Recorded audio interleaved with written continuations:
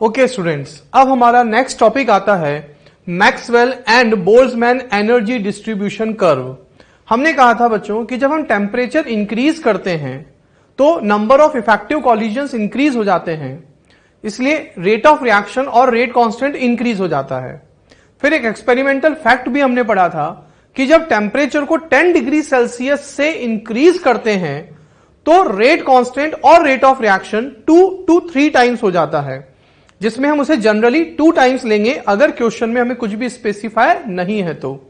उसी बात को मैक्सवेल एंड बोल्ट्जमैन ने ग्राफ के अकॉर्डिंग हमें समझाया। तो लेट्स स्टार्ट, हम इसको समझते हैं। बच्चों सपोज एक कंटेनर है, उसमें गैसियस मॉलिक्यूल्स हैं।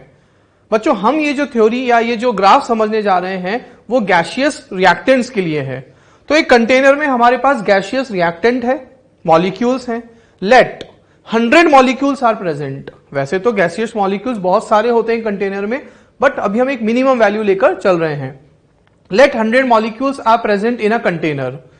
उनमें से बच्चों 100 मॉलिक्यूल्स में से सपोज लेट 20 मॉलिक्यूल्स की काइनेटिक एनर्जी बहुत कम है, ठीक है, 70 मॉलिक्यूल्स की काइनेटिक एनर्जी मॉडरेट है, मीडियम है, और 10 मॉलिक्यूल्स की काइनेटिक एनर्जी बहुत ज्यादा है।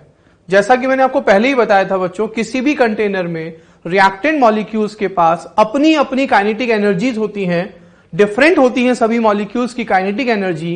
तो कुछ की काइनेटिक एनर्जी बहुत कम है, कुछ की बहुत ज्यादा है, और maximum molecules, maximum number of molecules को अगर आप देखोगे बच्चों तो वो मीडियम काइनेटिक एनर्जी वाले हैं। ऐसा देखा गया है बच्चों प्रैक्टिकली कि मैक्सिमम मॉलिक्यूल्स जो होते हैं उनकी काइनेटिक एनर्जी मॉडरेट होती है, मीडियम होती है, ठीक है। तो इसी से उन्होंने ग्राफ प्लॉट किया। देखिए बच्चों, एक्स एक्सिस पे काइनेटिक एनर्जी जैसा कि हम बात कर रहे हैं, वाई एक्सिस पे बच्चों है N i upon N T. What is N i upon N T?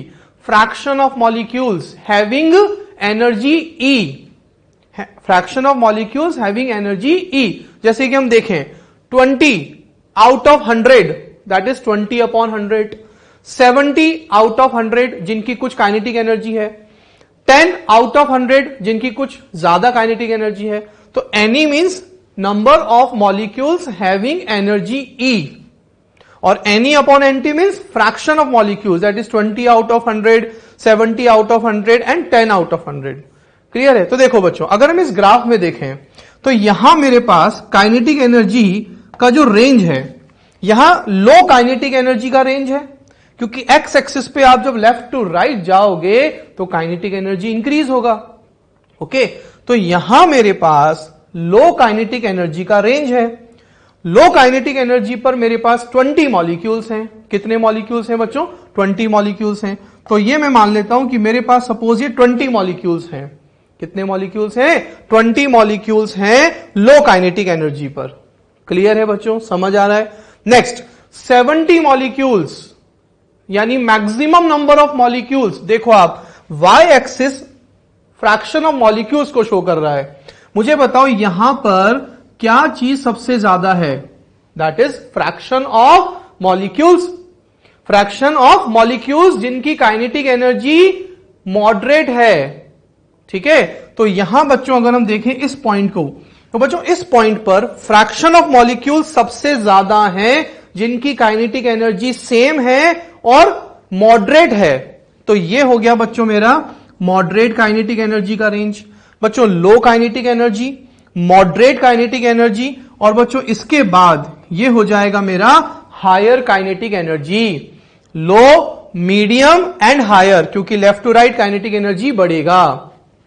तो लो काइनेटिक एनर्जी पर 20 molecules, let moderate kinetic energy पर maximum number of molecules having moderate kinetic energy, जिसे कहा जाता है most probable kinetic energy. What is the meaning of most probable kinetic energy? Most probable kinetic energy means maximum number of molecules having same और moderate kinetic energy. इसका मतलब ये नहीं है कि हाईएस्ट काइनेटिक एनर्जी, नहीं बच्चों, मैक्सिमम नंबर ऑफ मॉलिक्यूल्स। देखो यहां मॉलिक्यूल्स का नंबर सबसे ज्यादा है जिनकी काइनेटिक एनर्जी मॉडरेट है, मीडियम है, इस रेंज में है, ठीक है। Maximum of number of molecules जिनकी काइनेटिक एनर्जी मॉडरेट है, मीडियम है। क्लियर है? नेक्स्ट आता है बच्चों 10 मॉलिक्यूल्स। 10 मॉलिक्यूल्स की काइनेटिक एनर्जी बहुत ज्यादा है, सबसे ज्यादा। मुझे बताओ इसमें काइनेटिक एनर्जी सबसे ज्यादा कहां है? इस रेंज में है, यहां काइनेटिक एनर्जी सबसे ज्यादा है। और बच्चों हायर काइनेटिक एनर्जी मतलब कॉलिजन ज्यादा, और कॉलिजन ज्यादा तो प्रोडक्ट का फॉर्मेशन ज्यादा। तो बच्चों हमने कहा था ना, सिर्फ कुछ ही कॉलिजन्स इफेक्टिव होते हैं जो प्रोडक्ट फॉर्मेशन के लिए रिस्पॉन्सिबल होते हैं, ये वही मॉलिक्यूल्स है बच्चों। तो यहां काइनेटिक एनर्जी बहुत हाई है। तो जो 10 मॉलिक्यूल्स हैं आउट ऑफ 100, इन्होंने क्या किया? यहां एक्टिवेशन एनर्जी है, एनर्जी बैरियर है, उसको क्रॉस कर दिया। इस एक्टिवेशन एनर्जी को क्रॉस कर दिया, उन्होंने प्रोडक्ट बना लिया, इसीलिए उन्हें हम कह रहे हैं इफेक्टिव कॉलिजन। जो ये वाला एरिया अंडर द कर्व है, ये एरिया अंडर द कर्व हमें इफेक्टिव कॉलिजन्स को दिखा रहा है। Area A B C D, कौन सा बच्चों? Area A B C D, ये हमें इफेक्टिव कॉलिजन्स को दिखा रहा है जिनकी काइनेटिक एनर्जी बहुत ज्यादा है, जो एनर्जी बैरियर को क्रॉस कर गए हैं। समझ आ गया? अभी बच्चों हमने टेम्परेचर को वेरी नहीं किया है, अभी टेम्परेचर कांस्टेंट है। टेम्परेचर को ना अभी हमने इंक्रीज किया है ना डिक्रीज किया है, तो टेम्परेचर अभी remain same, that is T temperature है। तो टी टेम्परेचर पर there are 3 types of molecules in a container. कुछ की काइनेटिक एनर्जी बहुत कम है, कुछ की बहुत ज्यादा है, और मैक्सिमम नंबर ऑफ मॉलिक्यूल्स की काइनेटिक एनर्जी मॉडरेट है, जिसे मोस्ट प्रोबेबल काइनेटिक एनर्जी कहते हैं। Maximum number of molecules having moderate kinetic energy. Clear है? तो हायर काइनेटिक एनर्जी वाले मॉलिक्यूल्स एक्टिवेशन एनर्जी को क्रॉस कर जाते हैं, प्रोडक्ट बना देते हैं, जिन्हें इफेक्टिव कॉलिजन्स कहते हैं। यह तो हुआ बच्चों नॉर्मल टेम्परेचर टी पर। अब जब हम टेम्परेचर इंक्रीज करेंगे, तो टेम्परेचर इंक्रीज करने से काइनेटिक एनर्जी इंक्रीज हो जाती है, स्पीड बढ़ जाती है। तो देखो क्या हुआ, ये तो था हमारा टी टेम्परेचर वाला ग्राफ, पहले वाला, जिसको मैंने डॉट डॉट से शो किया है। जैसे ही टेम्परेचर को 10 डिग्री सेल्सियस से इंक्रीज किया, कितने से? 10 डिग्री सेल्सियस से इंक्रीज किया, इफेक्टिव कॉलिजन्स बिकम्स डबल। कितना हो जाते हैं? डबल हो जाते हैं। तो एरिया अंडर द कर्व भी डबल हो जाएगा। देखो बच्चों, जैसे टेम्परेचर बढ़ाया, तो पहले ग्राफ मेरा इस तरह से था। टेम्परेचर बढ़ाते क्या हुआ? मेरा ग्राफ ऐसे शिफ्ट हो गया बच्चों। कैसे शिफ्ट हो गया? ऐसे। क्यों हुआ? क्योंकि बच्चों ये जो एरिया अंडर द कर्व है, total area under the curve total number of molecules को रिप्रेजेंट करता है। क्या टेम्परेचर चेंज करने से total number of molecules change हो जाएंगे? नहीं बच्चों, टोटल नंबर ऑफ मॉलिक्यूल्स तो सेम रहेंगे। इसीलिए एरिया अंडर द कर्व तो सेम रहेगा। तो टेम्परेचर बढ़ाने से क्या हुआ कि जो ग्राफ है वो थोड़ा नीचे और राइट शिफ्ट हो गया। नीचे और राइट शिफ्ट होने से क्या हुआ? एरिया अंडर द कर्व जो है, total area under the curve, वो अभी भी सेम रहा, क्योंकि total number of molecules container के चेंज नहीं होंगे। समझ आया? तो टेम्परेचर इंक्रीज करने से ग्राफ थोड़ा सा नीचे शिफ्ट हुआ। देखो ये वाला T+10 पर नीचे शिफ्ट हुआ और राइट शिफ्ट हो गया। तो एरिया अंडर द कर्व जो है, टोटल मॉलिक्यूल्स का नंबर वो सेम रहा। तो फिर हुआ क्या बच्चों? देखो, जिनकी काइनेटिक एनर्जी बहुत कम थी, उनका मॉलिक्यूल्स का नंबर कम हो गया। पहले मेरे पास लो काइनेटिक एनर्जी वाले मॉलिक्यूल्स 20 थे, अब वो कितने हो गए होंगे? सपोज 15 हो गए होंगे। कितने हो गए होंगे? 15। जिनकी काइनेटिक एनर्जी मॉडरेट है, वो सपोज हो गए होंगे 65। तो बताओ, अगर आप इस ग्राफ को देख रहे हो, तो लो काइनेटिक एनर्जी वाले मॉलिक्यूल्स का नंबर कम हो गया, मोस्ट प्रोबेबल काइनेटिक एनर्जी वाले मॉलिक्यूल्स का नंबर भी देखो बच्चों कम हो गया। लेकिन टी टेम्परेचर में जब हमने 10 डिग्री सेल्सियस टेम्परेचर बढ़ाया, तो इफेक्टिव कॉलिजन्स बढ़ गए, एरिया बढ़ गया। ये वाला एरिया देखो बच्चों आप, ये वाला एरिया पहले से डबल हो गया, ऑलमोस्ट डबल हो गया। यानी कि पहले हायर काइनेटिक एनर्जी वाले मॉलिक्यूल्स 10 थे, अब सपोज हो गए 20। कितने हो गए? सपोज 20। तो मुझे एक बात बताओ बच्चों, टोटल नंबर ऑफ मॉलिक्यूल्स अभी भी कितने रहे? सेम रहे। तो टोटल नंबर ऑफ मॉलिक्यूल्स तो सेम रहे, इसलिए एरिया अंडर द कर्व तो सेम रहेगा। तो ग्राफ नीचे शिफ्ट हुआ और राइट शिफ्ट हो गया।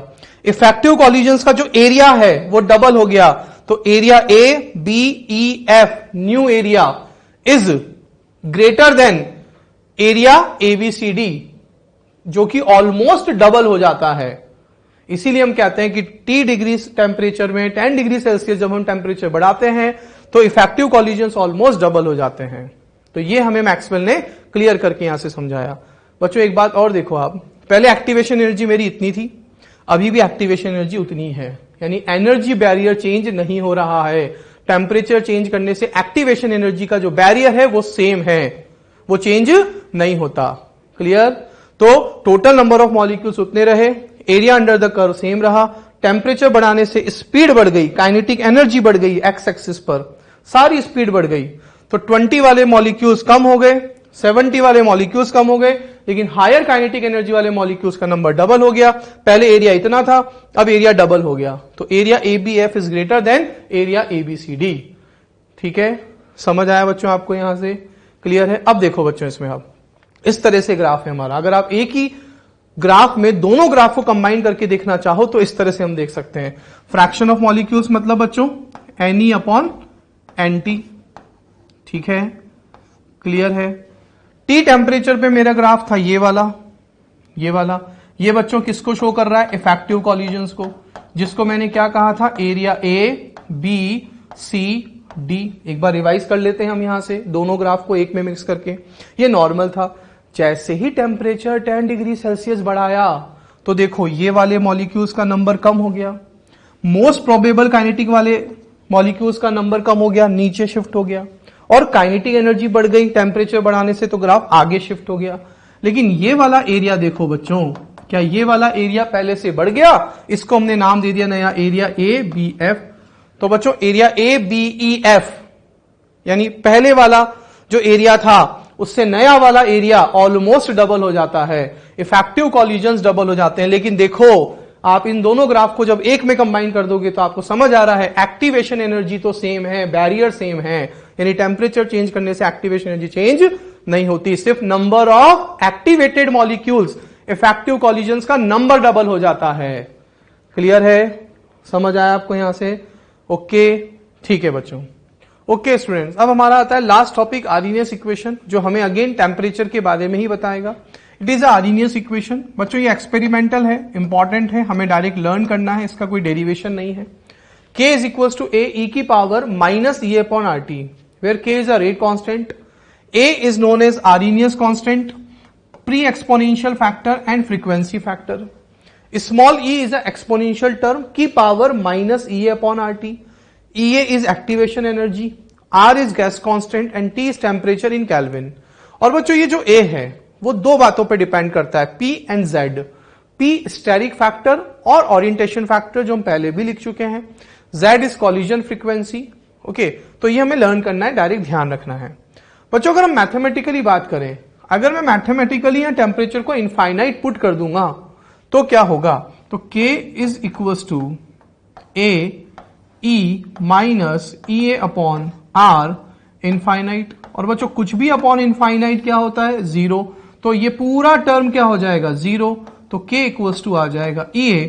तो एक्टिवेशन एनर्जी भी क्या हो गया बच्चों? जीरो हो गया। तो मुझे एक बात बताइए, क्या प्रैक्टिकली ये पॉसिबल है कि टेम्परेचर इनफाइनाइट हो जाए? नहीं। तो जब प्रैक्टिकली टेम्परेचर इनफाइनाइट नहीं हो सकता तो एक्टिवेशन एनर्जी भी जीरो नहीं हो सकती।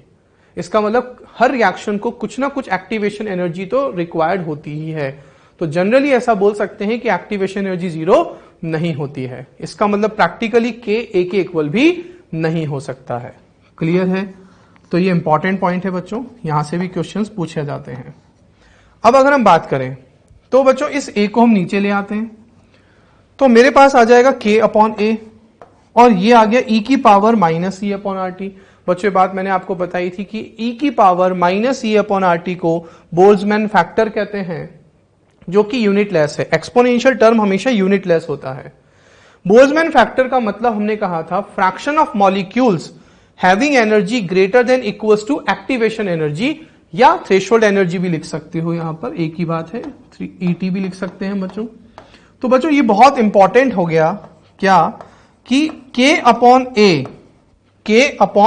A इक्वल्स टू E की power minus E upon RT। तो ये जो K अपॉन A है ना बच्चों, ये है fraction of molecule having energy greater than equals to EA, यानी ये उन मॉलिक्यूल्स का नंबर है जो एक्टिवेशन और थ्रेशोल्ड एनर्जी के या तो इक्वल हो जाते हैं या उससे ज्यादा हो जाते हैं। That is effective collisions, activated molecules. तो तो k अपॉन a जो है ना बच्चों, इस k अपॉन a का मीनिंग ही है कि वो मॉलिक्यूल जो एक्चुअली प्रोडक्ट फॉर्मेशन के लिए रेस्पॉन्सिबल हैं। तो इसीलिए हम कहते हैं कि टेम्परेचर बढ़ाने पर इफेक्टिव कॉलिजन्स बढ़ जाते हैं, इसीलिए k की वैल्यू बढ़ जाती है। बिकॉज टेम्परेचर बढ़ाने से k अपॉन a बढ़ जाएगा, इफेक्टिव कॉलिजन्स बढ़ जाएंगे तो k भी बढ़ जाएगा।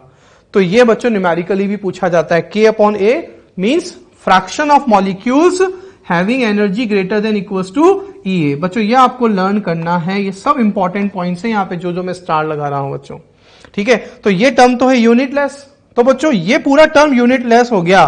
तो बच्चों बताओ A की यूनिट क्या होगी? तो A की यूनिट और K की यूनिट इक्वल हो जाएगी, बिकॉज ये वाला टर्म यूनिटलेस हो गया।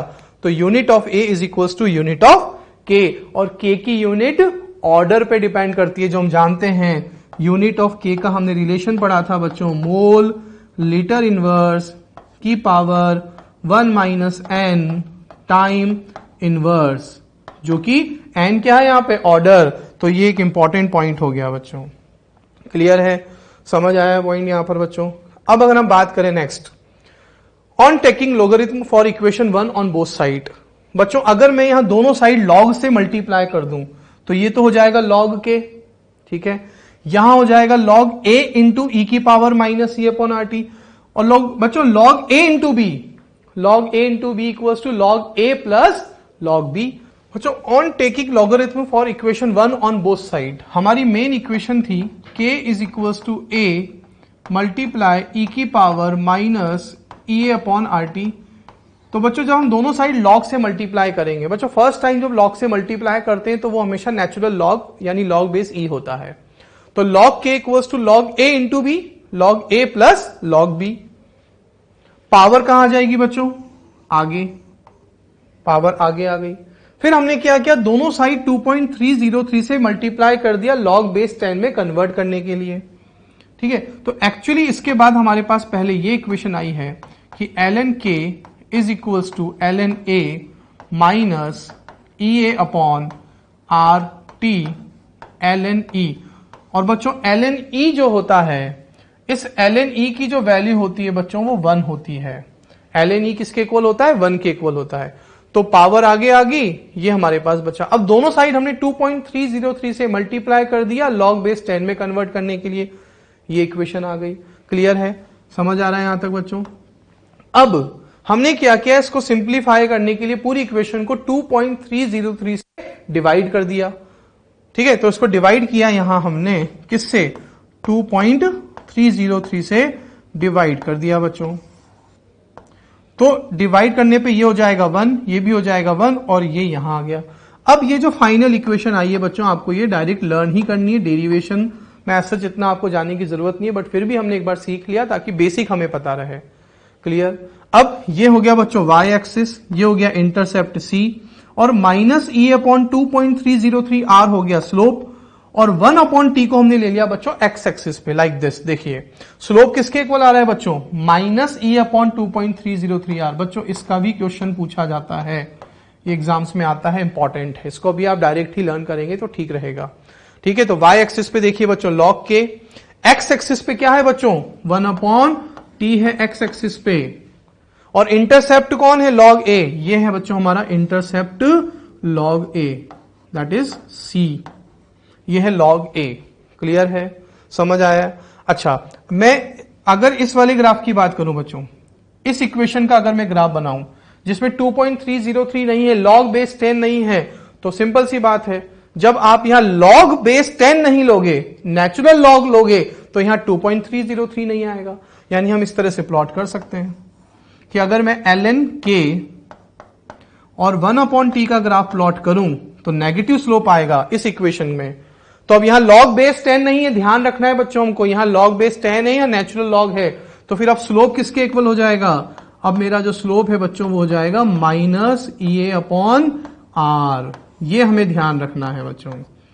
जब आप लॉग बेस 10 लिखोगे तो नीचे 2.303 आएगा, यहां लॉग बेस 10 नहीं लिखोगे, नेचुरल लॉग लिखोगे तो यहां 2.303 नहीं आएगा। ये हमें ध्यान रखना है। तो दोनों का क्वेश्चन कभी कभी आ जाता है।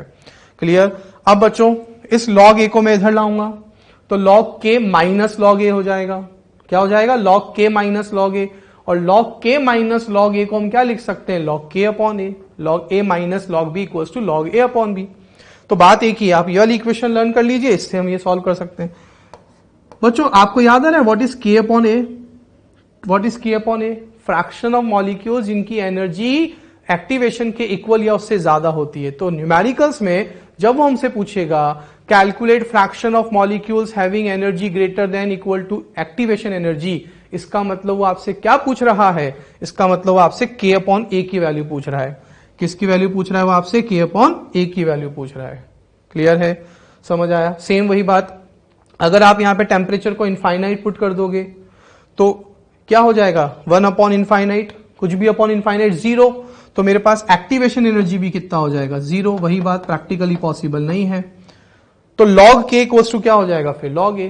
ठीक है, तो टेम्परेचर इनफाइनाइट पुट करो, ये टर्म 0 हो जाएगा, तो log k equals to log a। तो मैथमेटिकली कभी कभी हमसे ऐसे क्वेश्चन भी पूछ लिए जाते हैं, बट प्रैक्टिकली ये पॉसिबल नहीं है। इसको आप अच्छे से यहां से कॉपी कर लीजिए, समझ लीजिए, इनको लर्न कर लेंगे आप डायरेक्ट, तो न्यूमेरिकल्स हमारे लिए बहुत ईजी हो जाएंगे। अब हम नेक्स्ट देखते हैं बच्चों, activation energy of reaction can be determined by measuring rate constant eight 2 different temperatures. ठीक है, ये हमारी इक्वेशन आई थी बच्चों। अगर हम T1 टेम्परेचर पर बात करें तो T1 टेम्परेचर पर रेट कांस्टेंट को K1 लिखा, T2 टेम्परेचर पर रेट कांस्टेंट को K2 लिखा, इक्वेशन 3 एंड इक्वेशन 4 आ गई। एट 2 डिफरेंट टेम्परेचर्स हमने उसी इक्वेशन को इस तरह से लिखा है। अब क्या किया, इक्वेशन 4 माइनस इक्वेशन 3, जब हम इक्वेशन 4 माइनस इक्वेशन 3 करेंगे तो log K2 minus log K1, ठीक है, log A minus log A cut जाएगा, कैंसिल हो जाएगा, EA अपॉन 2.303 R कॉमन आ गया, और ये हमारे पास इक्वेशन आ गई। फिर हमने एलसीएम ले लिया T1 T2 और इस तरह से सॉल्व किया। तो आप ये पूरा डेरिवेशन की कोई जरूरत नहीं है बच्चों एज सच, आप अब इसको डायरेक्ट लर्न करेंगे न्यूमेरिकल्स के लिए तो अच्छा रहेगा। बट हाँ, बेसिक्स हमें पता होनी चाहिए, इसलिए हमको डेरिवेशन भी आनी चाहिए। बट ऑब्जेक्टिव क्वेश्चंस के लिए डायरेक्ट फॉर्मूला ही आपको लर्न करना है। R इज गैस कांस्टेंट, जिसकी वैल्यू मैं आपको पहले भी लिखवा चुका हूं। ओके, क्लियर है, यहां तक समझ आया, ये सब हमको ध्यान रखने हैं फॉर्मूले। अब अगर हम बात करें बच्चों फ्रॉम आर्हेनियस इक्वेशन, ये हमारी आर्हेनियस इक्वेशन थी, दोनों को हमने लॉग से मल्टीप्लाई किया था, ये इक्वेशन हमारी आ गई थी पहले। अब बच्चों हम इसका डिफरेंशिएशन कर रहे हैं with the respect of temperature T। क्या कर रहे हैं, differentiation with the respect of temperature T। तो जब डिफरेंशिएशन करेंगे तो d ln k upon dt, यहां भी d ln a upon dt। Clear है, जब डिफरेंशिएशन करेंगे बच्चों तो हमने लिखा माइनस e अपॉन RT को ब्रैकेट में लिख दिया, इस तरह से हमने डिफरेंशिएशन किया। इसका डिफरेंशिएशन क्या हो जाएगा बच्चों, 0। कितना हो जाएगा, 0। और बच्चों माइनस e अपॉन R तो कांस्टेंट है, minus e upon R constant है, इसलिए वो बाहर आ गया। और जो t है, इस हम t को ऊपर ले गए बच्चों, तो t मेरे पास क्या बन गया, t की पावर -1 बन गया। जब हम इस t को नीचे से ऊपर ले जाएंगे तो पावर माइनस हो जाएगा, और t की पावर -1 का डिफरेंशिएशन होता है t की पावर -2। t की पावर -1 का डिफरेंशिएशन हुआ t की पावर -2, और अब ये t की पावर -2 को मैं वापस नीचे ले जाऊंगा तो ये पॉजिटिव हो जाएगा। ये मेरे पास डिफरेंशिएटेड फॉर्म हो गया। अगेन वही बात बच्चों, इस डेरिवेशन की एज सच इतनी जरूरत नहीं है, आपको ये डायरेक्ट रिलेशन याद होना चाहिए। डायरेक्ट पूछा जाता है what is a differentiated form of Arrhenius equation, तो फिर आपको डायरेक्ट लर्न होना चाहिए। क्लियर, समझ आया यहां तक सब आपको? ओके, अब हम देखें बच्चों, हमने टोटल कितने फैक्टर्स पढ़ लिए थे affecting rate of reaction, 4 factor हमने पढ़ लिए थे। Now 5th factor, presence of catalyst. In presence of catalyst activation energy of reaction decreases and rate of reaction increases. ये बच्चों हम पहले डिस्कस कर चुके हैं, हमने इसका ग्राफ भी प्लॉट किया था कि positive catalyst, that is catalyst activation energy and threshold energy को कम कर देता है, रेट ऑफ रिएक्शन को बढ़ा देता है। ऑल्टरनेटिव पाथ प्रोवाइड करता है, पाथ को छोटा कर देता है। और नेगेटिव कैटलिस्ट पाथ को बड़ा कर देता है, जिससे कि रेट ऑफ रिएक्शन और रेट कांस्टेंट क्या हो जाता है, कम हो जाता है। क्लियर, ये हम डिस्कस कर चुके हैं ऑलरेडी पहले। नेक्स्ट आता है exposure to radiation, last factor. Rate of some reactions also increases when reaction are carried out in the presence of radiation only for photochemical reaction. मैंने आपको जीरो ऑर्डर के टाइम पे बताया था बच्चों कि कुछ जीरो ऑर्डर रिएक्शंस लाइट की इंटेंसिटी पे डिपेंड करती है, जिन्हें फोटोकेमिकल रिएक्शंस कहते हैं। आप इंटेंसिटी ऑफ लाइट बढ़ाते जाओगे तो प्रोडक्ट का फॉर्मेशन बढ़ता जाएगा। तो वो लाइट की इंटेंसिटी पे डिपेंड करती है, लाइक दिस। ये वाली रिएक्शन बच्चों लाइट की एब्सेंस में है तो ये वेरी स्लो है। लेकिन अगर आप इसी रिएक्शन को लाइट की प्रेजेंस में कर दोगे तो लाइट की प्रेजेंस में करते ही रिएक्शन फास्ट हो गई, प्रोडक्ट का फॉर्मेशन ज्यादा होने लग गया, रिएक्शन बिकम्स फास्ट, एक्सप्लोजिव हो जाएगी, इतनी ज्यादा फास्ट हो जाती है रिएक्शन। तो कुछ रिएक्शंस लाइट की इंटेंसिटी पे भी डिपेंड करती हैं बच्चों। क्लियर है? समझ आया यहां तक आपको? अब हम बच्चों इस आर्रीनियस इक्वेशन से रिलेटेड न्यूमेरिकल्स करेंगे, ठीक है? ओके बच्चों। ओके स्टूडेंट्स, अब हम लोग क्वेश्चंस करते हैं। Temperature of a reaction is 10 degree Celsius. If temperature increase by 50 degree Celsius then rate of reaction becomes how many times? Clear? तो देखते हैं बच्चों। सबसे पहले बच्चों, what is the meaning of increase by? Increase by का मतलब कि पहले टेम्परेचर 10 डिग्री सेल्सियस था तो आपको T1 कितना गिवन है बच्चों? 10 डिग्री सेल्सियस। T2 कितना गिवन है बच्चों? क्या आपको T2 50 डिग्री सेल्सियस गिवन है? नहीं बच्चों। अगर वो लिखता इंक्रीज 2, अगर बाई की जगह लिखता TO2 तो हम T2 डायरेक्ट 50 लिख देते, लेकिन उसने बोला इंक्रीज बाय। इसका मतलब कि पहले 10 था उसमें आपने 50 और इंक्रीज कर दिया तो टोटल T2 हो गया 60 डिग्री सेल्सियस। ये बात ध्यान रखना बच्चों, टर्म में हमेशा इंपॉर्टेंट होता है मैथमेटिकली। इंक्रीज बाय मतलब 10 से 50 और बढ़ गया तो टोटल हो गया 60। अब बच्चों हमने पढ़ा था कि on every 10 degree Celsius rise in temperature rate of reaction और रेट कांस्टेंट बिकम्स डबल और ट्रिपल, 2 to 3 टाइम्स के रेंज में आ जाता है। क्वेश्चन में कुछ भी स्पेसिफाई नहीं हो तो हमने कहा था सिर्फ हम 2 लेकर डबल लेकर चलेंगे। तो देखो क्या मीनिंग था उस एक्सपेरिमेंट का, हम इस एग्जाम्पल से इसको और अच्छे से समझते हैं। बच्चों 10 से पहले आप टेम्परेचर को 20 लेकर जाओगे, बताओ कितना डिफरेंस हुआ? 10 डिग्री सेल्सियस का। तो 10 डिग्री सेल्सियस का जब डिफरेंस होता है तो रेट ऑफ रिएक्शन डबल हो जाता है। कितना टाइम्स हो जाता है? 2 टाइम्स हो जाता है। फिर आप 20 से 30 लेकर जाओगे बच्चों, ठीक है? तो पहले का और डबल हो जाएगा, तो 2 into 2 यानी कितना टाइम्स हो जाएगा? 4 टाइम्स हो जाएगा, ठीक है? फिर आप 30 से 40 लेकर जाओगे तो फिर कितना हो जाएगा बच्चों? ये कितना हो गया था बच्चों? 2 की पावर 2, तो इसको मैं क्या लिख सकता हूं? 2 की पावर 3। तो on every 10 degree Celsius rise in temperature rate of reaction becomes double. तो यहां पहले डबल हुआ, फिर अगले 10 डिग्री सेल्सियस में उसका भी डबल हुआ, फिर नेक्स्ट 10 डिग्री सेल्सियस में उसका भी डबल हुआ। ऐसे जब आप 50 से 60 पहुंचोगे, 40 से 50 पहुंचोगे बच्चों, तो फिर इसका भी डबल हो जाएगा। और जब आप लास्ट 50 से 60 पे पहुंचोगे तो उसका भी डबल हो जाएगा। और 2 की पावर 5 हो गया मतलब 32। तो हमारा आंसर आ गया बच्चों 32 टाइम्स। बच्चों that is the actual concept कि on every 10 degree Celsius rise in temperature rate constant becomes double becomes double becomes double and finally 32 times. ये एक्चुअली उस कॉन्सेप्ट का मीनिंग है। बट इतना अगर हम एग्जाम में करेंगे तो हमें थोड़ा टाइम लगेगा, इसीलिए हमने एक डायरेक्ट शॉर्टकट मैथमेटिकल फॉर्मूला लिखा था, R2 upon R1 is equals to mu की power delta T upon 10, where delta T is change in temperature T2 minus T1 upon 10। T2 कितना है? 60, 60 माइनस 10 कितना हो जाएगा बच्चों? 50 अपॉन 10। और अब म्यू की वैल्यू क्या लेनी है? क्वेश्चन में कुछ भी स्पेसिफाई नहीं है तो हम इसको डबल यानी 2 लेकर चलेंगे, तो ये हो जाएगा बच्चों 2 की पावर 5, और 2 की पावर 5 का मतलब हो गया 32 टाइम्स। तो बच्चों ये तो हुआ एक्चुअल कॉन्सेप्ट और ये हुआ हमारा शॉर्ट रिलेशन। क्लियर? समझ आया आपको ये बात? तो आप इसको यहां से अच्छे से देख सकते हैं। डेल्टा टी यानी 50 चेंज इन टेम्परेचर अपॉन 10, उसी क्वेश्चन का एक सॉल्यूशन दोबारा एक बार देख लीजिए आप, 2 की पावर 5, तो आंसर आया हमारा बच्चों 32। क्लियर? तो ये तो था बेसिक मेथड और ये था बच्चों डायरेक्ट शॉर्टकट। अब बच्चों हम नेक्स्ट क्वेश्चन देखते हैं उसी से related. Find out K40 upon K25 for a chemical reaction. बच्चों K40 इसका मतलब क्या है? What is this? आपको याद आ रहा हो तो हमने ऐसे लिखा था KT plus 10 upon KT is equals to 2 to 3 which is equals to mu. हमने ऐसे ही पढ़ा था कि जब टेम्परेचर को 10 डिग्री सेल्सियस बढ़ा देते हैं तो रेट कांस्टेंट या रेट ऑफ रिएक्शन 2 to 3 हो जाता है, जिसे म्यू से डिनोट करते हैं। तो बच्चों ये हो गया मेरा T2।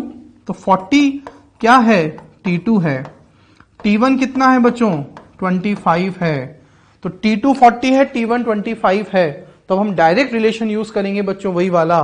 तो बच्चों देखो K 40 अपॉन K 25, तो मेरे पास T2 कितना था बच्चों 40 था, T1 कितना है 25, ऊपर डेल्टा T बच्चों, तो मेरे पास फॉर्मूला है K2 upon K1 is equal to 2 की पावर डेल्टा T अपॉन 10, ये मेरा रिलेशन है। अब डेल्टा T मतलब T2 माइनस T1, तो 40 माइनस 25, 40 माइनस 25 कितना हो जाएगा बच्चों 15, और नीचे 10, 15 अपॉन 10 हो गया 1.5, और बच्चों 2 की पावर 1.5 का मतलब हुआ 2 की पावर 3/2, 2 की पावर 3/2 का मतलब हुआ 2 की पावर 3 इंटू 1/2, मतलब अंडर रूट ऑफ 8, और जब आप 8 का अंडर रूट करोगे बच्चों तो 8 का अंडर रूट होता है 2√2, कितना होता है 2√2। तो इस तरह से हम इस क्वेश्चन को सॉल्व करेंगे। समझ आया बच्चों, क्लियर है? ओके, अब हम बच्चों यहां पर नेक्स्ट क्वेश्चन देखते हैं। The slope of the graph between ln k versus 1/t equals to -2000, then calculate activation energy in kilo calorie mole inverse. तो बच्चों आपको याद हो मैंने बताया था, ये हमारी इक्वेशन आई थी हमारी ln k equals to ln a minus e upon RT। यहां 1/t को x एक्सिस पे लिया था, तो बच्चों स्लोप किसके इक्वल आया था माइनस e अपॉन आर के। बच्चों आपको ये स्लोप की वैल्यू इस क्वेश्चन में डायरेक्टली गिवन है -2000। कितनी गिवन है -2000, माइनस से माइनस कट हो जाएगा, तो बच्चों E इक्वल्स टू इस R को इधर ले जाएंगे 2000 मल्टीप्लाई R, और बच्चों R की वैल्यू कैलोरी में कितनी होती है 2 होती है। तो ये इक्वेशन थी, या तो आप इक्वेशन याद रखिए डायरेक्ट स्लोप लर्न करिए, तो आपको दोनों में से कुछ एक तो लर्न करना ही होगा बच्चों। माइनस से माइनस कट हुआ, R को उधर ले गए, ये आया। अब R की वैल्यू कैलोरी में 2 होती है, तो अब हम इसको किस तरह से सॉल्व करेंगे, तो देखिए बच्चों R को हम उधर ले गए, R की वैल्यू कैलोरी में 2 होती है, R की वैल्यू आप कैलोरी में 2 पुट करोगे, कितना पुट करोगे 2, और हमें आंसर किलो में लाना है, हमें आंसर किलो कैलोरी में लाना है। तो किलो कैलोरी में लाने के लिए हम क्या करेंगे डिवाइडेड बाय 1000, क्या कर देंगे बच्चों डिवाइडेड बाय 1000। तो हम इसको यहां पर डिवाइडेड बाय 1000 कर देंगे, और R की वैल्यू कैलोरी में 2 होती है, तो बच्चों 2 इंटू 2 4, और ये 1000 से 1000 कैंसिल हो गया, हमारा आंसर आ गया बच्चों 4 किलो कैलोरी मोल इनवर्स। आया समझ, क्लियर है? तो R की वैल्यू आपको जूल वाली, कैलोरी वाली और लीटर एटीएम वाली लर्न करनी होगी, ध्यान रखनी होगी बच्चों। ओके, समझ आया? अब हम बच्चों इसमें नेक्स्ट क्वेश्चन देखते हैं। ये भी एक अच्छा डिफरेंट वैरायटी का क्वेश्चन है। आपको एक रिएक्शन A से B का K1 गिवन है, C से D का K2 गिवन है। Calculate temperature at which rate constant of both the reactions are equal. उसने बोला है बच्चों रेट कांस्टेंट बोथ रिएक्शन का इक्वल है, मतलब ये बात तो हमें ऑलरेडी क्लियर हो गई कि हमें K1 इक्वल्स टू K2 करना है, K1 इक्वल्स टू K2 करना है, और फिर हमें ये जो T है इस T की वैल्यू फाइंड आउट करनी है। तो अब हम दोनों को इक्वल करेंगे बच्चों, 10 टू दी पावर 16 e की power minus 2000 upon T equals to 10 to the power 14 e की पावर माइनस 1000 अपॉन T। दोनों को इक्वल कर देंगे हम, फिर हम इस वाले टर्म को बच्चों इधर ले आएंगे, और इस वाले टर्म को बच्चों हम उधर ले जाएंगे। ठीक है, तो जब आप इसको इधर लाओगे तो ये हो जाएगा 10 to the power 16 upon 10 to the power 14, और इसको आप उधर ले जाओगे बच्चों तो ये पावर क्या हो जाएगा उधर जाकर प्लस हो जाएगा, तो e की पावर माइनस 1000 अपॉन T, ये उधर जाकर पावर प्लस हो जाएगा, तो हो जाएगा 2000 अपॉन T। क्लियर? ये सॉल्व करो बच्चों, कितना आएगा 14 ऊपर जाएगा, तो 16 माइनस 14 कितना हो जाएगा, कितना 2, तो मेरे पास आएगा बच्चों 10 की पावर 2, कितना आएगा 10 की पावर 2 आएगा, और 2000 upon T minus 1000 upon T, तो ये हो जाएगा e की पावर 1000 अपॉन T। क्लियर है? तो सबसे पहले हमें बोला गया था K1 इक्वल्स टू K2 किया, इस वाले टर्म को हम इधर लाए, इस वाले टर्म को उधर लाए, 14 ऊपर जाकर हो जाएगा माइनस 14, 10 की power 2, 2000 upon T minus 1000 upon T आया। अब बच्चों इस एक्सपोनेंशियल टर्म को रिमूव करने के लिए हमें यहां पर नेचुरल लॉग से मल्टीप्लाई करना होगा। तो जब मैं दोनों साइड बच्चों नेचुरल लॉग से मल्टीप्लाई कर दूंगा यहां पर, तो मेरे पास इस तरह से हो जाएगा बच्चों जब हम नेचुरल लॉग से मल्टीप्लाई कर देंगे, ये हमारे पास आ गया। अब ये जो पावर है, ये पावर कहां आ जाती है बच्चों? आगे। तो मेरे पास हुआ ln 10 to the power 2 equals to 1000/t। यहां बचेगा बच्चों ln e, और ln e की वैल्यू कितनी होती है? 1 होती है। क्लियर? यहां तक समझ आ रहा है? बहुत इजी है, मैथमेटिकल है। आप अच्छे से कैलकुलेशन को यहां पे समझ लीजिए। जब भी इस टाइप के क्वेश्चन आएंगे हमें इस तरह से सॉल्व करना है। जब भी आप यहां पर आ जाएं एक्सपोनेंशियल टर्म, अब उसको कैसे सॉल्व करना होता है? तो लॉग से मल्टीप्लाई करते हैं। फर्स्ट ऑफ ऑल जो भी लॉग आता है वो नेचुरल लॉग होता है। जो पावर होती है वो आगे आ जाती है, ln e इक्वल्स टू 1 होता है। ठीक है, अब इस ln की वैल्यू तो हमें नहीं पता, तो हम इसको log बेस 10 में कन्वर्ट करेंगे। उसके लिए हम क्या करेंगे? इसको 2.303 से मल्टीप्लाई कर देंगे, तो मेरे पास हो जाएगा log 10 की पावर 2 1000/t। क्लियर है? और अब ये 2 आ जाएगा बच्चों आगे, पावर आगे आ जाएगी, और log 10 की वैल्यू होती है 1। अब हम यहां से t को सॉल्व कर लेंगे। क्लियर है? आपको ये समझ आया? तो मेन बच्चों यहां पर था इंपॉर्टेंट, आपको ये ध्यान रखना है। उसके आगे इस तरह से सॉल्व करना है। ओके, तो अब देखिए आप इसको एक बार दोबारा अच्छे से यहां से देख सकते हैं। k1 इक्वल्स टू k2 किया हमने, 14 वाले टर्म को इधर लाए, इसको उधर ले गए, ये हमारे पास आया। ठीक है, अब ये डिवाइड किया ना बच्चों आपने, इधर ले गए, तो ये पावर ऊपर जाकर क्या हो जाएगी? पॉजिटिव हो जाएगी। देखिए पावर ऊपर जाके पॉजिटिव हो गई। ठीक है, तो पावर ऊपर जाके पॉजिटिव हो जाएगी, तो 2000/t माइनस 1000/t कितना हो जाएगा? 1000/t। Clear? Take ln both side, जैसा मैंने आपको बताया, ये हमारा आया। फिर 2.303 log 10 से इसको मल्टीप्लाई कर देंगे, तो log 10 की वैल्यू तो होती है 1, पावर 2 कहां जाएगा बच्चों? आगे। देख लिए पावर 2 आगे आ गया। 2.303 से मल्टीप्लाई कर दिया, log 10 की वैल्यू 1। अब इस पूरे को सॉल्व किया, मेरे पास ये आंसर आ गया। आया समझ? क्लियर है बच्चों आपको? ये देख लीजिए आप इसको, इस तरह से हमने इसको सॉल्व किया। ओके बच्चों, नेक्स्ट क्वेश्चन देखते हैं अब हम। If chemical reaction occurs in 3 steps having rate constant K1, K2, K3। एक रिएक्शन है जो 3 स्टेप्स में पूरी हो रही है। आपको तीनों स्टेप का K1, K2, K3 separately given है। The overall rate constant of reaction, पूरी रिएक्शन का ओवरऑल, तीनों स्टेप का ओवरऑल रेट कांस्टेंट गिवन है। तीनों स्टेप का डिफरेंट एक्टिवेशन एनर्जी गिवन है। EA of first, second and third steps आपको गिवन है। Determine overall EA of reaction. तो क्या बच्चों, एक रिएक्शन 3 स्टेप में हो रहा है, तीनों स्टेप का K1, K2, K3 है, ओवरऑल रेट कांस्टेंट गिवन है, तीनों स्टेप का सेपरेट एक्टिवेशन एनर्जी गिवन है। Overall activation energy find out करना है इस रिलेशन को देखकर। ठीक है, तो बच्चों इसको कैसे सॉल्व करते हैं आइए देखते हैं बच्चों हम। देखिए बच्चों, ये आपके पास रिलेशन गिवन है। हम जानते हैं Arrhenius equation K equals to AE की पावर माइनस E/RT। इसकी जगह मैंने ये पुट कर दिया। K1 के लिए मैंने लिख दिया बच्चों EA1। K3 की जगह लिख दिया मैंने EA3। तो K1 मल्टीप्लाई K3, तो ये हो गया एक टर्म K1, और बच्चों ये हो गया K3 डिवाइडेड बाय K2। तो हमने बस कुछ नहीं किया, अभी हमने आर्रीनियस इक्वेशन पुट किया है डिफरेंट एक्टिवेशन एनर्जी पर। यहां EA2 इसलिए K2। क्लियर? अब बच्चों A तो कट रहा है, आपको इजीली दिख रहा है। एक A से एक A ये कैंसिल हो गया, एक A से एक A ये कैंसिल हो गया। क्लियर है? अब बच्चों जब आप इसको सिंप्लीफाई करोगे, तो सिंप्लीफाई करने पर क्या होगा? ये माइनस E/RT इधर आ जाएगा, ये आ गया इस तरह से, इज इक्वल्स टू ये माइनस E1/RT आगे आ जाएगा। ठीक है, ये माइनस EA3/RT पावर का आगे आ जाएगा, डिवाइडेड बाय ये माइनस EA2/RT पावर आगे आ गया। अब बच्चों RT कॉमन आएगा और कट जाएगा।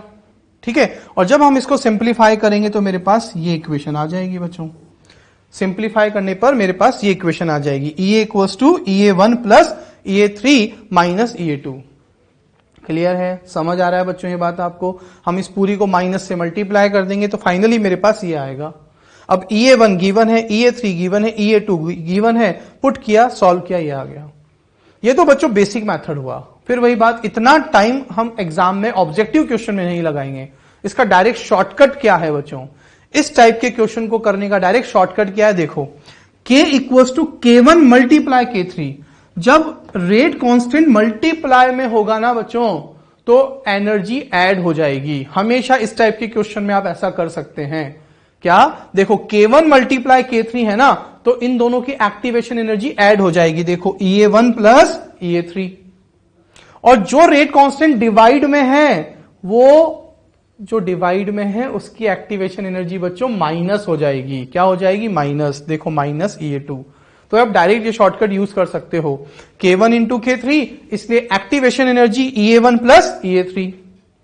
जब रेट कांस्टेंट डिवाइड में है, इसकी एक्टिवेशन एनर्जी सबट्रैक्ट हो जाएगी। तो आप डायरेक्ट ये वाला रिलेशन यूज करके वैल्यू पुट करके आंसर ला सकते हो बच्चों। क्लियर? तो आपको फिर इतना करने की जरूरत नहीं पड़ेगी। ओके, समझ आया बच्चों ये? क्लियर? अब हम बच्चों नेक्स्ट क्वेश्चन देखते हैं। At 500 kelvin in a reaction 0.001% of the total molecules are active molecules. Calculate activation energy in kilocalorie per mole. बच्चों सबसे पहले हमें यह समझना होगा what is the meaning of this term, जो मैं आपको बता चुका हूं। फ्रैक्शन ऑफ मॉलिक्यूल्स को ही एक्टिव मॉलिक्यूल्स कहते हैं, जिनकी एनर्जी एक्टिवेशन या थ्रेशोल्ड से ज्यादा होती है, उन्हीं को एक्टिव मॉलिक्यूल्स कहते हैं, जिसे हमने K/A कहा था, बोल्ट्जमैन फैक्टर। याद आ रहा है? तो बच्चों एक्चुअली आपको क्वेश्चन में K/A की वैल्यू गिवन है 0.001% में गिवन है, इसलिए डिवाइडेड बाय 100। बच्चों इस K/A को ही कहते हैं active molecules, that is fraction of molecules having energy greater then EA और ET। क्लियर? इस K/A को बच्चों में अभी F लिख देता हूं in short, fraction of molecules, इसलिए F लिख देता हूं। तो ये कितना हो जाएगा? ये हो जाएगा बच्चों 10 टू द पावर -5। कितना हो जाएगा? 10 टू द पावर -5। अब मैं डायरेक्ट फॉर्मूला यूज करूंगा, तो log K/A मेरे पास फॉर्मूला था, equals to minus EA/2.303 RT। ठीक है, ये वाली वैल्यू मेरे पास है, log K/A की वैल्यू मेरे पास है बच्चों कितनी? 10 to the power -5। Activation energy की वैल्यू मुझे फाइंड आउट करनी है। किसमें फाइंड आउट करनी है बच्चों? मुझे किलो कैलोरी पर मोल में। आर की वैल्यू कैलोरी में कितनी होती है बच्चों? 2 होती है। कितनी होती है? 2। किलो में लाना है, इसलिए डिवाइडेड बाय क्या कर दूंगा? 1000। तो मेरी एक्टिवेशन एनर्जी किलो कैलोरी में आ जाएगी। टेम्परेचर कितना गिवन है बच्चों? टेम्परेचर गिवन है मुझे 500 केल्विन। समझ आ रहा है? तो K/A की वैल्यू 0.001% गिवन थी, दैट इज अपॉन 100, जिसे हमने F लिख दिया, fraction of molecules, that is active molecules. इसको यहां पे पुट कर दिया बच्चों हमने, माइनस ये R की वैल्यू कैलोरी में 2 होती है, किलो में आंसर लाना है, इसलिए बाय 1000 कर दिया हमने बच्चों इसको। टेम्परेचर ऑलरेडी गिवन है 500 केल्विन। अब बच्चों ये पावर कहां आ जाएगी? आगे। तो मेरे पास क्या आएगा? -5, और log 10 बचेगा, उसकी वैल्यू कितनी होती है? 1, equals to minus EA divided by 2.303 into 2 upon 1000 into 500। Minus से माइनस कैंसिल हो जाएगा। अब हम इसको यहां पे इजीली सॉल्व कर लेंगे। तो बेसिक बात बच्चों कॉन्सेप्ट वाइज अगर देखें तो ये था कि हमें गिवन क्या है, और ये फॉर्मूला जो हमको डायरेक्ट लर्न होना चाहिए, बिकॉज ये इंपॉर्टेंट फॉर्मूला है बच्चों। क्लियर है यहां तक? इसको आप अच्छे से कॉपी कर लीजिए, समझ लीजिए, और अब ये हमारा एक बार रिवीजन भी हो जाएगा। ये बच्चों फॉर्मूला था हमारा, log F, वही K/A को मैंने F लिख दिया। EA निकालना है, R को कैलोरी से किलो कैलोरी में कन्वर्ट कर दिया। ठीक है, टेम्परेचर गिवन है। ठीक, ये हमारा रिलेशन आया, हमने पुट किया, तो फाइनली मेरे पास आंसर सॉल्व करने पर ये आ जाएगा। समझ आया? log F की वैल्यू यहां पे पुट कर दी बच्चों, ये कितना हो जाएगा? 10 टू द पावर -5, -5 आगे आ जाएगा, log 10 बचेगा, उसकी वैल्यू 1 होती है, और ये सब मल्टीप्लाई किया हमने, इस तरह से हमारा आंसर आ गया। क्लियर है? समझ आया? आप इसको यहां से कॉपी कर सकते हैं, या फिर आप यहां से भी देख सकते हैं। तो यहां से आप ये निकालोगे तो कितना आएगा बच्चों?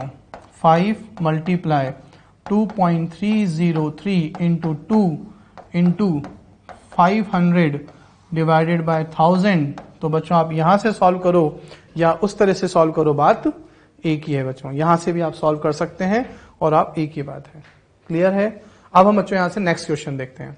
Calculate the value of pre exponential factor. आपको बच्चों प्री एक्सपोनेंशियल फैक्टर ए की वैल्यू फाइंड आउट करनी है एंड एक्टिवेशन एनर्जी की वैल्यू फाइंड आउट करनी है। आपको एक फॉलोइंग इक्वेशन, ये इक्वेशन दी है, इस इक्वेशन से बच्चों आपको ये वैल्यूज फाइंड आउट करनी है। तो कैसे करेंगे, जो इक्वेशन आपको दी है उस इक्वेशन को हम हमारी जो इक्वेशन होती है बेसिक उससे कंपेयर करेंगे बच्चों। क्या करेंगे, कंपेयर करेंगे। ये हमारी बेसिक इक्वेशन होती है, ये हमें लर्न होनी चाहिए बच्चों। यहां लॉग गिवन है, लॉग गिवन है इसका मतलब लॉग बेस 10 है, ये ध्यान रखना है, अदरवाइज वो नेचुरल लॉग के लिए ln लिख कर देगा। अब बच्चों आप कंपेयर कर सकते हो, लॉग ए ये किसके इक्वल हो गया, 6 के, तो लॉग ए हो गया बच्चों इक्वल्स टू 6। यहां बेस क्या होता है 10, तो a इक्वल्स टू इस बेस को इधर ले जाएंगे, लॉग हट जाएगा और ये जो वैल्यू होती है ये 10 की पावर में आ जाएगी, तो आंसर हो जाएगा 10 टू दी पावर 6। क्लियर है, हमने हमारी इक्वेशन लिखी, इक्वेट किया, लॉग a 6 के इक्वल हुआ, बेस को उधर ले गए, जो 6 है वो बेस के पावर में आ गया, 10 की पावर में, लॉग हट गया, तो एक आंसर तो मेरा आ गया a equals to 10 to the power 6। Okay, second, अब मुझे फाइंड आउट करनी है एक्टिवेशन एनर्जी। तो बच्चों आप इन दोनों को इक्वेट करो, अच्छे से देखो, तो EA अपॉन 2.303 R, देखो यहां भी 1/T है, यहां भी 1/T है, आगे भी माइनस है, आगे भी माइनस है, तो बच्चों क्या मैं लिख सकता हूं EA upon 2.303 R is equals to, बताओ ये सर्कल में जो मैंने वैल्यू पुट की है वो किसके इक्वल हो गई, फिर 2000 के इक्वल हो गई। किसके इक्वल हो गई बच्चों, 2000 के। हमें आंसर अगेन किस में लाना है, किलो कैलोरी में लाना है। तो मुझे बताओ आर की वैल्यू कैलोरी में कितनी होती है बच्चों, 2 होती है, कितनी होती है, 2 होती है, और किलो में लाने के लिए हम डिवाइडेड बाय क्या कर देंगे, 1000 कर देंगे। क्लियर, समझ आया। अब हम इसको यहां से इस तरह से सॉल्व कर लेंगे। तो देखो लॉग ए की वैल्यू 6, इस तरह से मैंने आपको समझाया। फिर ये जो है मेरे पास, ये किसके इक्वल हुआ, 2000 के इक्वल कर दिया। आर की वैल्यू को किलो से, सॉरी कैलोरी से किलो में चेंज कर लिया डिवाइड बाय 1000 करके, और हमने सॉल्व किया, मेरे पास आंसर आ गया 9.2 किलो कैलोरी। ओके, इस टाइप के क्वेश्चन को मैं इस तरह से करना है, मेन इक्वेशन से इक्वेट करके, कंपेयर करके। ओके, समझ आ रहा है। आई होप आपको सारे क्वेश्चन जितने मैंने अभी तक कराए हैं सब समझ आ रहे होंगे। आपको फॉर्मूलेज अच्छे से लर्न करने हैं, जैसे मैंने पहले भी कहा, प्रैक्टिस करनी है। जितनी ज्यादा आप प्रैक्टिस करोगे न्यूमेरिकल्स की, कैलकुलेशंस की, उतना आप इस चैप्टर में परफेक्ट होते जाओगे, अदरवाइज चैप्टर बहुत ईजी है। तो जो नेक्स्ट क्वेश्चन है, the value of rate constant is doubled when temperature is increased from 27 degree Celsius to 37 degree Celsius, calculate the value of activation energy in kilo joule. तो बच्चों आपको question में T1 given है 27 degree Celsius में है, इसको kelvin में change करेंगे, 273 से ऐड कर देंगे, तो मेरे पास हो जाएगा 300। T2 आपको गिवन है बच्चों 37 डिग्री सेल्सियस, केल्विन में चेंज करने के लिए हम इसको 273 से ऐड करेंगे, ये हो जाएगा बच्चों 310 केल्विन। ठीक है, ये मेरे पास केल्विन में आ गया बच्चों। अब एक्टिवेशन एनर्जी मुझे फाइंड आउट करनी है। रेट कांस्टेंट क्वेश्चन में गिवन है डबल हो जाता है, यानी final rate constant T2 temperature का जो रेट कांस्टेंट है वो T1 टेम्परेचर के रेट कांस्टेंट से डबल हो जाता है। अब बच्चों हमारे पास हम इक्वेशन जानते हैं, log K2 upon K1 is equals to EA upon 2.303 R T2 minus T1 upon T1 T2। अब हम इसमें बच्चों वैल्यूज पुट कर देंगे। अब हमें आंसर R एक्टिवेशन एनर्जी का किलो जूल में लाना है, तो बच्चों हम R की वैल्यू इस बार किस में पुट करेंगे, फिर जूल में, और R की वैल्यू जूल में होती है 8.314, और किलो में कन्वर्ट करने के लिए हम डिवाइडेड बाय क्या कर देंगे, 1000, डिवाइडेड बाय 1000 का मतलब 10 टू दी पावर -3, और K2 की जगह पुट कर देंगे 2K1। क्लियर, तो इस तरह से हम इस क्वेश्चन को सॉल्व करेंगे। देखो T1 T2 K2 हमें गिवन है ट्वाइस ऑफ K1, हमने यहां पे पुट किया, K2 की जगह मैंने पुट किया बच्चों 2K1, K1 से K1 कैंसिल हो गया, T2 T1 पुट किया, T1 T2 पुट किया। बच्चों ये वाला फॉर्मूला थोड़ा लेंथी है, कैलकुलेशन यहां जरूर लेंथी है, लेकिन क्वेश्चंस आते हैं बच्चों, तो आपको प्रैक्टिस करनी ही होगी इसकी, तो कैलकुलेशन थोड़ी लेंथी है। R की वैल्यू देखो हमने किलो जूल में पुट कर दी है, ठीक, और log 2 की वैल्यू कितनी होती है 0.3010, जिसको आप 0.30 लिख सकते हैं। इस तरह से हम इसको सॉल्व करेंगे, हमारा आंसर आ जाएगा एक्टिवेशन एनर्जी का इतना किलो जूल। क्लियर, समझ आया? ओके। अब हम बच्चों यहां पर नेक्स्ट क्वेश्चन देखते हैं। A hydrogenation reaction is carried out at 500 Kelvin if same reaction at same rate is carried out at 400 Kelvin in the presence of catalyst, the EA decreases by, बच्चों EA decreases by इतना दिया है आपको, calculate activation energy of the reaction। तो बच्चों कैसे solve करेंगे अब हम इस क्वेश्चन को, तो देखते हैं बच्चों। ये हमारे पास आर्रीनियस इक्वेशन होती है, ये हमें याद है। EA1 को हमने अभी EA लिख दिया, और बच्चों क्वेश्चन में हमें EA2 की वैल्यू गिवन है। EA डिक्रीजेस बाय इतना किलो जूल, कैटेलिस्ट की प्रेजेंस में वो बोल रहा है कि एक्टिवेशन एनर्जी कम हो रही है, डिक्रीजेस बाय, यानी पहले एक्टिवेशन एनर्जी EA था उसमें से 20 कम हो गया, तो EA2 गिवन है EA-20। अब उसने कहा है at same rate, rate same, इसका मतलब रेट कांस्टेंट भी सेम हुआ, रेट ऑफ रिएक्शन सेम तो रेट कांस्टेंट भी सेम हुआ। तो हमने क्या किया, K1 is equal to K2 कर दिया बच्चों। ये मेरे पास K1 हो गया T1 टेम्परेचर पर, और ये K2 हो गया बच्चों T2 टेम्परेचर पर। देखिए T2 T1, activation energy EA1, activation energy EA2।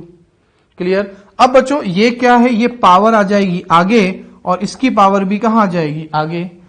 Clear. R से R कट हो जाएगा इस तरह से, लाइक दिस। A से A तो कट हो गया, कांस्टेंट है, तो मेरे पास आया EA1 upon RT1 equals to minus EA2 upon RT2। R से R कट हो गया बच्चों। क्लियर है। अब माइनस EA, इस EA को हम एज इट इज रहने देते हैं बच्चों। ये जो EA2 है, इस EA2 की वैल्यू को मैंने यहां से यहां पुट कर दिया, दैट इज EA-20। क्लियर है बच्चों। और अब तो बहुत इजी है, माइनस से माइनस कट हो जाएगा, इसको हम इधर ले गए, क्रॉस मल्टीप्लाई कर दिया, सॉल्व किया, मेरे पास ये आया। ठीक है, और यहां से मेरे पास ये की वैल्यू आ गई। अब तो इजी बच्चों, मैथमेटिकली कैलकुलेशन है सिंपल। आप इस 400 को इधर ले गए, 500 को इधर ले गए, तो मेरे पास ये आया, और इस तरह से हमने आंसर सॉल्व किया। तो मेन बच्चों इसमें ये बात थी, डिक्रीजेस बाय एक्टिवेशन एनर्जी इतना हो रहा है। क्लियर है, समझ आ रहा है। अब हम बच्चों यहां पर नेक्स्ट क्वेश्चन देखते हैं। On increasing temperature half life of reaction will be. बच्चों बिल्कुल डिफरेंट क्वेश्चन है, डिफरेंट टाइप का क्वेश्चन है, लॉजिकल क्वेश्चन है। वो बोल रहा है कि टेम्परेचर इंक्रीज कर दोगे तो बताओ हाफ लाइफ पर क्या इफेक्ट आएगा। अब बच्चों ये एक बहुत अच्छी बात है, आप किसी भी ऑर्डर का हाफ लाइफ का फॉर्मूला देखोगे, अगर आप जीरो ऑर्डर की हाफ लाइफ का फॉर्मूला देखो तो क्या आया था, A/2K। अगर आप फर्स्ट ऑर्डर की हाफ लाइफ का फॉर्मूला देखोगे तो कितना आया था, 0.693/K। ऐसे ही आप सेकंड ऑर्डर का फॉर्मूला देखोगे तो उसमें भी K नीचे आ रहा था। जब हमने nth ऑर्डर के लिए निकाला था तो उसमें हाफ लाइफ हमेशा K के इनवर्स आती है। आप देख लो, किसी भी ऑर्डर में आप देखोगे ना बच्चों, तो हाफ लाइफ K के इनवर्सली प्रोपोर्शनल होती है। किसके इनवर्सली प्रोपोर्शनल होती है, K के। In any order, for all type of order, half life inversely proportional to K। अब बच्चों हम जानते हैं टेम्परेचर बढ़ाने से, टेम्परेचर इंक्रीज करने से ये तो कंफर्म है कि K ऑलवेज इंक्रीजेज, और जब K इंक्रीज होगा तो हाफ लाइफ डिक्रीजेज। तो इस तरह से आप इसको नोट करके स्पेशल पॉइंट में लिख भी सकते हैं बच्चों। तो इसका आंसर क्या हो जाएगा, डिक्रीजेज। समझ आया। तो for all order half life inversely proportional to K, temperature increase करने पे K इंक्रीज होगा, हाफ लाइफ डिक्रीजेज। क्लियर। क्या बच्चों, टेम्परेचर इंक्रीज किया K इंक्रीज होता है, इसलिए half life decreases. So answer is B. For all order आप यहां लिख सकते हो, फॉर ऑल ऑर्डर, हर ऑर्डर के लिए हाफ लाइफ K के इनवर्स होता है। क्लियर है, समझ आ रहा है।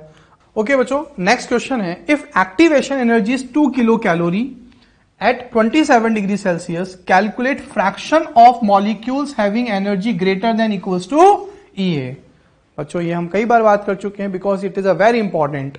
आपसे बच्चों इस बार वो K/A की वैल्यू फाइंड आउट करवा रहा है। एक्टिवेशन एनर्जी आपको किलो कैलोरी में गिवन है, kilo means 10⁻3। Temperature 27 degree Celsius है, केल्विन में चेंज करेंगे, 273 से ऐड करेंगे 300 केल्विन हो जाएगा। अब हमारे पास डायरेक्ट फॉर्मूला है बच्चों इसका, हम उस फॉर्मूले को यूज करेंगे। कैसे? देखिए ये फॉर्मूला हमारे पास है बच्चों, हमें K/A की वैल्यू फाइंड आउट करनी है। एक्टिवेशन एनर्जी हमने पुट कर दिया, टेम्परेचर पुट कर दिया, R की वैल्यू पुट कर दी, कैलोरी में 2 होती है। ठीक है, जब आप इस पूरे को डिवाइड करोगे तो बच्चों ये आएगा।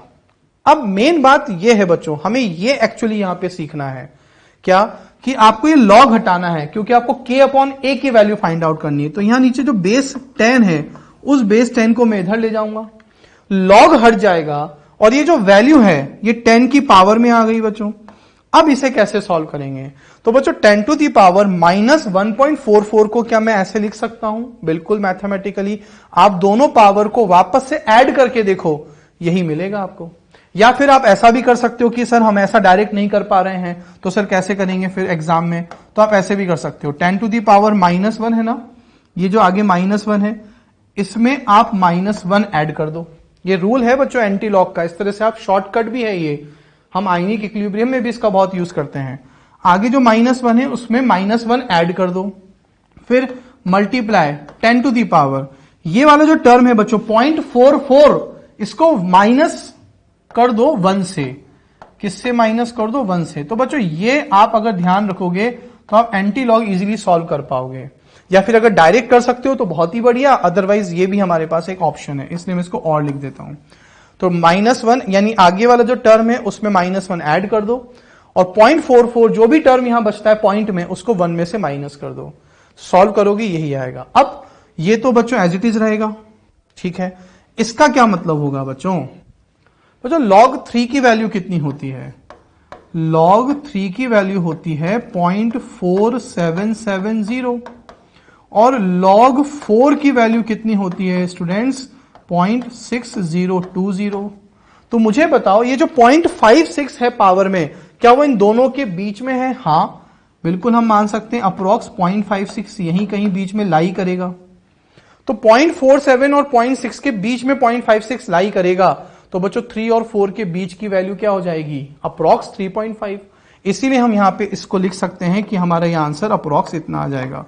और ऐसे क्वेश्चन में बच्चों ऑप्शन ऐसा एक ही होता है, इसलिए हमने लिख दिया 10 टू दी पावर 0.6 को हमने क्या लिख दिया बच्चों? क्या लिख दिया? अप्रोक्स 3.5। अब आप 3.6 3.4 भी लिख सकते हैं, अदरवाइज ऑप्शन तो एक ही होता है। इस तरह से हम इसका एंटी लॉग लेंगे। क्लियर है आपको? ये समझ आ रहा है? ओके बच्चों। इस रिएक्शन में A plus B gives product में आपको एक्टिवेशन एनर्जी गिवन है x किलोजूल पर mole. Then for 2A plus 2B gives 2P, आपको एक्टिवेशन एनर्जी बताना है। तो बच्चों सेम रिएक्शन को 2 से मल्टीप्लाई किया हुआ है, अगर आप देखें तो सेम रिएक्शन को 2 से मल्टीप्लाई कर दिया है, तो आपको बताना है एक्टिवेशन एनर्जी क्या होगा। याद करो बच्चों, activation energy mainly depends on nature of reactant and catalyst. तो बच्चों यहां टेम्परेचर और कैटलिस्ट की कोई बात नहीं है, रिएक्शन सेम है। इसका मतलब जब रिएक्शन सेम है तो रिएक्टेंट प्रोडक्ट सेम है, रिएक्टेंट प्रोडक्ट सेम है तो उनकी नेचर भी सेम है। इसका मतलब एक्टिवेशन एनर्जी रिमेन सेम, क्योंकि यहां कैटलिस्ट की तो कोई बात हो नहीं रही है, रिएक्टेंट की नेचर भी चेंज नहीं हो रही है। और एक्टिवेशन एनर्जी मोल्स पर या हम बोले स्टोइकियोमेट्रिक कोएफिशिएंट पे डिपेंड नहीं करता है। तो स्टोइकियोमेट्रिक कोएफिशिएंट चाहे आप रिएक्शन को डिवाइड करो, मल्टीप्लाई करो, अगर रिएक्शन सेम है तो एक्टिवेशन एनर्जी क्या रहेगा? रिमेन सेम रहेगा। ध्यान रखना बच्चों, ये भी एक इंपॉर्टेंट बात हो गई। इसका भी क्वेश्चन हमसे पूछा जाता है कि अगर आप सेम रिएक्शन को किसी कोएफिशिएंट से मल्टीप्लाई या डिवाइड कर दो तो एक्टिवेशन एनर्जी चेंज नहीं होती है सेम रिएक्शन में। क्लियर है? समझ आया? तो एक्टिवेशन एनर्जी रिमेन सेम। बच्चों अब लास्ट आता है हमारा चैप्टर में कुछ एक्स्ट्रा पॉइंट्स जो जनरली एग्जाम में थोड़ा कम पूछे जाते हैं, बट हमें प्रिपेयर रहना चाहिए, इसलिए 2 एक्स्ट्रा पॉइंट हैं, ज्यादा नहीं है, तो हम इनको देख लेते हैं। Parallel reaction. पैरेलल रिएक्शन का मतलब है बच्चों जब एक ही रिएक्टेंट A साइमल्टेनियसली एक साथ 2 प्रोडक्ट में कन्वर्ट हो रहा हो एट अ टाइम। देखो एक ही रिएक्टेंट A, B और C दोनों प्रोडक्ट में एक साथ कन्वर्ट हो रहा है एक साथ, तो इसका रेट कांस्टेंट हुआ K1 और इसका रेट कांस्टेंट हुआ K2। रिएक्शन एक है, रिएक्टेंट एक है, एक ही टाइम पर एक साथ एक ही रिएक्टेंट 2 प्रोडक्ट में कन्वर्ट हो रहा है। बच्चों जनरली एग्जांपल्स ऑर्गेनिक रिएक्शन में देखने को मिलते हैं, जब ऑर्थो पैरा एक साथ बनते हैं, एक ही रिएक्टेंट से बनते हैं, एक ही टाइम पर बनते हैं। ठीक है, यहां हमसे क्या पूछा जाता है, रेट ऑफ रिएक्शन। तो बच्चों एक ही रिएक्शन है, एक ही रिएक्टेंट है, तो जब रेट ऑफ रिएक्शन लिखेंगे हम तो दोनों रेट कांस्टेंट एक ही साथ है, एक ही टाइम पर हो रहे हैं, इसीलिए हम लिखते हैं R = K1 + K2 concentration of A। ठीक है, यहां पे कभी कभी परसेंटेज ऑफ B पूछ लिया जाता है, परसेंटेज ऑफ C पूछ लिया जाता है, कितना फॉर्म होगा। तो परसेंटेज ऑफ B का जो फॉर्मेशन है वो किस पर डिपेंड करेगा, उसके रेट कांस्टेंट पर। तो K1/K1 + K2 यानी ओवरऑल, तो B का परसेंटेज K1 पर डिपेंड करेगा, डिवाइडेड बाय परसेंटेज निकालना है तो K1/टोटल × 100। ऐसे C का परसेंटेज निकालना है तो K2/K1 + K2 × 100। बच्चों ये आप लोग डायरेक्ट ही लर्न कर लें, इनमें हमें कुछ ज्यादा डेरिवेशन या डीप में नहीं जाना है, ये एक्स्ट्रा पॉइंट्स हैं, कभी क्वेश्चन आ जाए तो ताकि हमारा क्वेश्चन अटेम्प्ट हो जाए। क्लियर है? ओके। रिवर्सिबल रिएक्शन, बच्चों अभी तक हमने जितना भी चैप्टर में पढ़ा है जनरली वो इरिवर्सिबल की बात करी है। अब रिवर्सिबल रिएक्शन अगर आ जाए तो बच्चों ये है हमारा फॉरवर्ड रिएक्शन और ये है बच्चों बैकवर्ड रिएक्शन। जब आप फॉरवर्ड की बात करोगे तो R फॉरवर्ड जब आप लिखोगे तो आप K फॉरवर्ड लिखोगे, forward rate constant. Reacting species कौन है अब मेरे पास, N2O4 का कॉफिशिएंट कितना 1, तो ये हो गया बच्चों फॉरवर्ड रेट ऑफ रिएक्शन। जब आप बच्चों बैकवर्ड रेट ऑफ रिएक्शन की बात करोगे तो आप ऐसे देखोगे, जब आप ऐसे देखोगे तो रिएक्टिंग स्पीशीज कौन है, NO2, तो बैकवर्ड रेट कांस्टेंट, NO2 का कॉफिशिएंट पावर में 2। अब जब ऐसी रिएक्शन का हमें R नेट निकालना हो, नेट रेट ऑफ रिएक्शन निकालना हो, तो निकालते हैं बच्चों R forward minus R backward. कैसे निकालते हैं, R forward minus R backward. तो R फॉरवर्ड मेरे पास था, मैंने इसको यहां पुट कर दिया, R बैकवर्ड मेरे पास था, मैंने उसको यहां पे पुट कर दिया। इस तरह से हमें रिवर्सिबल का रेट ऑफ रिएक्शन निकालना है। क्लियर है? तो आप इनको इस तरह से देख सकते हैं, आपका क्वेश्चन अटेम्प्ट हो जाएगा जब भी ये टॉपिक आएगा। ओके, क्लियर है? तो आप अच्छे से क्वेश्चंस की प्रैक्टिस कीजिए, न्यूमेरिकल्स कीजिए। ओके बच्चों।